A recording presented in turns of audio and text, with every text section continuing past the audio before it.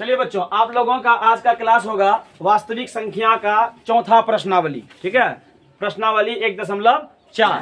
ठीक है, उसमें हम लोग पढ़ेंगे दशमलव प्रसार के बारे में। किसके बारे में? दशमलव प्रसार के बारे में। ठीक है, दशमलव प्रसार जो होता है, ठीक है, इसका ये टाइप जो होता है दो तरह का होता है।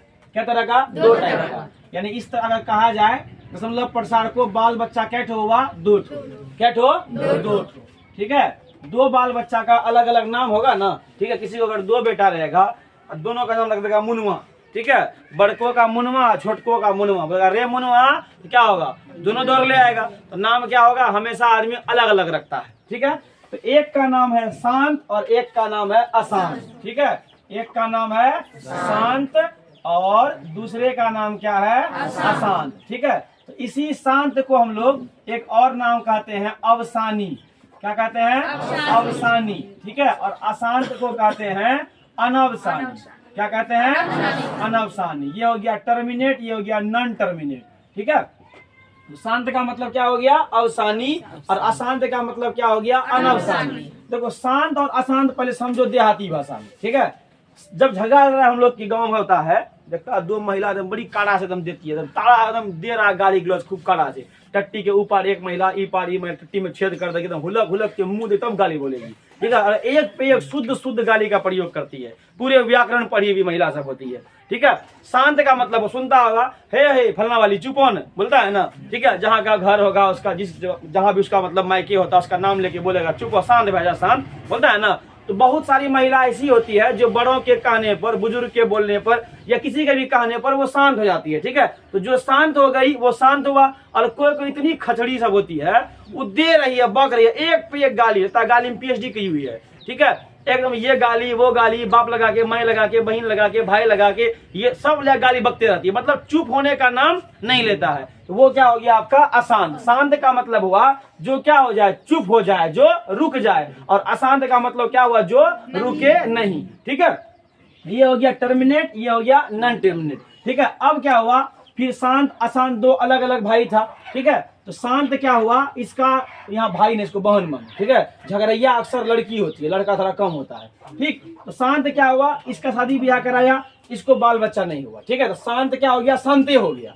शांत क्या रह गया? शांत रह गया। लेकिन अशांत को जो है ना, ठीक है, अशांत का क्या हुआ? दो बाल बच्चा हुआ। ठीक है, क्या तो हुआ? दो ठो। एक का नाम था आवर्ती और एक का नाम था अनावर्ती। ठीक है, एक का नाम क्या था?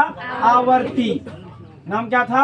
आवर्ती। और दूसरे का नाम क्या था? अनावर्ती। ठीक है, आवृत्ति और अनावृत्ति। अब इस दोनों के बारे में जानते हैं, आवृत्ति अनावृत्ति क्या होता है। देखो, आवृत्ति का मतलब होता है जब एक ही संख्या बार बार आएगा, उसे हम क्या बोलेंगे? आवर्ती। यानी गांव की ऐसी लड़की जो एक के गाली बार बार बोल रही है। ठीक है, कोई लड़की है, कोई गाली लिया, अब गाली का नाम तो हम नहीं बोल सकते हैं, कोई भी गाली लिया, तड़ा तड़ एकदम दे रहा है वही गाली। एक के बार जो गाली मुंह में आया, एक बार, दो बार, चार बार, 5 बार, 10 बार, एक ही गाली को बार बार अगर बकेगा तो उस तरह के गाली क्या हो जाएगा? आवृत्ति। यहाँ कहने का सेंस हुआ जब एक ही संख्या बार बार आएगा। इसे मान लीजिए दशमलव के बाद आया 4 2 4 2 4 2 4 2 4 2 4 हाथ 2। ठीक है, 4 2 4 2, मतलब एक ही संख्या बार बार जब आएगा उसे क्या बोलेंगे? आवृत्ति। और अनावृत्ति का मतलब हुआ यानी गाली कई प्रकार का।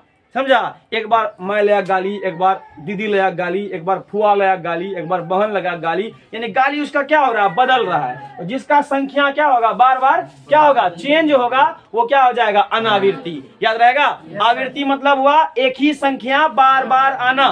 ठीक है, आवृत्ति क्या हुआ? एक ही संख्या का बार बार आना। ठीक है, बार बार आना। किसका? एक ही संख्या का बार बार आना। किसका? एक ही संख्या का। अनावृत्ति का मतलब हुआ अलग अलग संख्या आना। अनावृत्ति क्या हो गया? अलग अलग संख्या आना। कोई दिक्कत? चलो, इसमें पहला हम लोग क्वेश्चन देखते हैं। 13/3125 बताना है कि इस संख्या का, इस परिमेय संख्या का दशमलव प्रसार शांत है या अशांत है। देखो, सबसे पहला स्टेप इसका क्या होता है? पहले इसको देखो डिवाइड करके। अब क्या ये डिवाइड होता है? यानी क्या ये संख्या छोटा हो सकता है? अब बताइए, कोई ऐसा संख्या है जिससे 13 भी कट जाए और 31 25 कट जाए? मेरे ख्याल से नहीं है। क्यों नहीं है? क्योंकि 13 आपका एक क्या आभास संख्या, और आभास संख्या का आप डिफिनेशन जानते होंगे, ऐसी संख्या जो 1 से कटे और अपने आप से कटे, उसके अलावे किसी से ना कटे। 13 में सिर्फ 1 से भाग लगेगा और 13 से भाग लगेगा, और कोई संख्या नहीं है जो 13 को काट देगा। ठीक है, तो जब ये नहीं कटा तो ये भी आपका नहीं कट सकता, इसीलिए काट कूट या नहीं। पहला स्टेप क्या याद रखना, जब भी आपको दशमलव प्रसार बताना होगा, उसका पहला स्टेप क्या चेक करेंगे, पहले काट के चेक करेंगे वो कटता है कि नहीं, मतलब उसका सरलतम रूप आ रहा है कि नहीं आ रहा है। ठीक है, अगर ऐसा ही रहा तो कोई दिक्कत नहीं है, पहला स्टेप खत्म।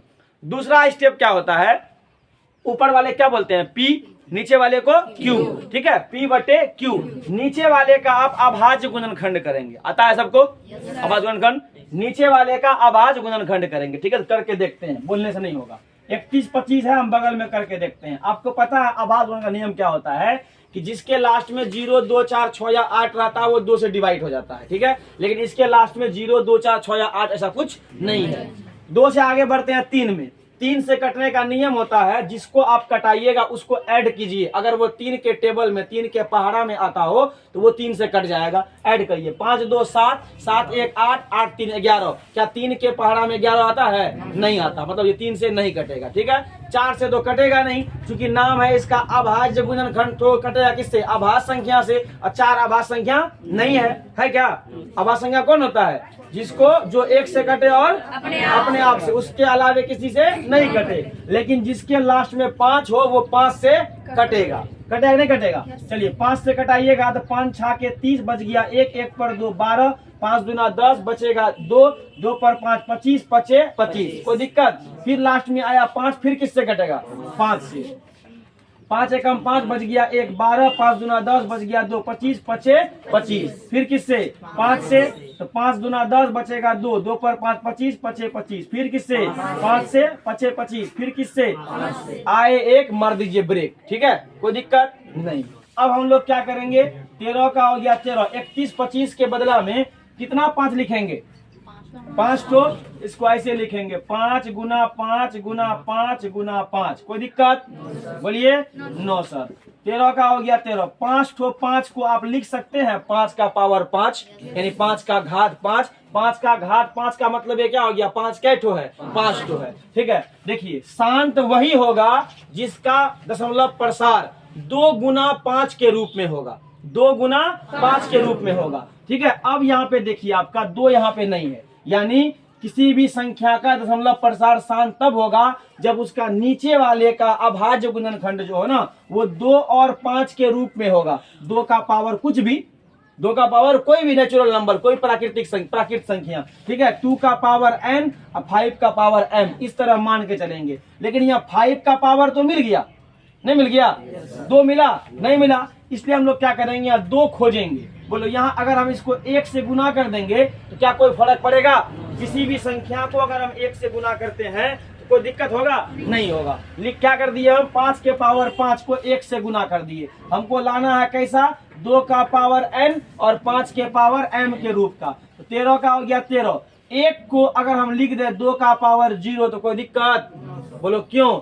दुनिया में किसी भी संख्या का अगर पावर 0 होता है तो उसका मान कितना निकलता है? 1। Everything is power 0 is equal to 1।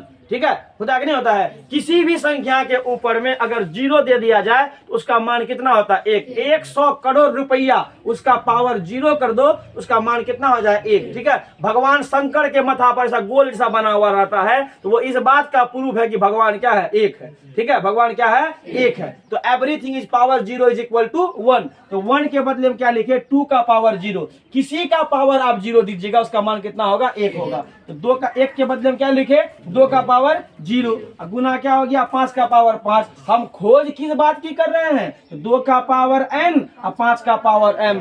सोचिए ये n m कहाँ से लाएंगे भैया? कहाँ से लाएंगे? क्या ये n के बदले में क्या हो गया? 0 हो गया। m के बदले में क्या हो गया? 5 हो गया। इतना होने के बाद बस हम लोग लिखेंगे चूंकि, क्या लिखेंगे? चूंकि। ठीक है, 13 बटे 31 25 में हर का गुणनखंड 2 का पावर n 5 के power m, 2 into 2 power n into 5 power m के रूप में है। जिसका इस रूप में आ गया वो क्या होगा? शांत। नहीं आया तो अशांत लिखेंगे। इसलिए 13/31 का दशमलव प्रसार का होगा? बोलो नो, शांत। कोई दिक्कत? अगर इस रूप में नहीं आएगा, सीधा बात समझो, अगर सिर्फ 2 आएगा नीचे वाले के गुणनखंड में, सिर्फ 2 आए तो भी शांत होगा, सिर्फ 5 आए तो भी शांत होगा, 2 और 5 दोनों आए तब भी शांत होगा, लेकिन 2 और 5 के अलावे खबरदार कोई नहीं आए, एक तो आएगा, एक का कोई गिनती यहाँ पे नहीं है, ठीक है। 2 आए शांत, 5 आए शांत, 2 5 दोनों आए शांत, लेकिन इन दोनों के अलावे अगर किसी की एंट्री हुई तो हरगिज माफ नहीं करेंगे, ठीक है। 2 और 5 के अलावे 3 आ जाए, 7 आ जाए तो वो क्या हो जाएगा? अशांत आवृत्ति। क्या हो जाएगा? अशांत आवृत्ति। तो सीखे क्या शांत होने का क्या मतलब? नीचे वाले के गुणनखंड में या तो सिर्फ 2 रहे या तो सिर्फ 5 रहे, 2 या 5 दोनों रहे, उसके अलावे कोई न रहे। तो भाई मेरे एक को हम छोड़ के बोल रहे हैं। कोई दिक्कत? धन्यवाद, मिलते हैं अगले वीडियो में।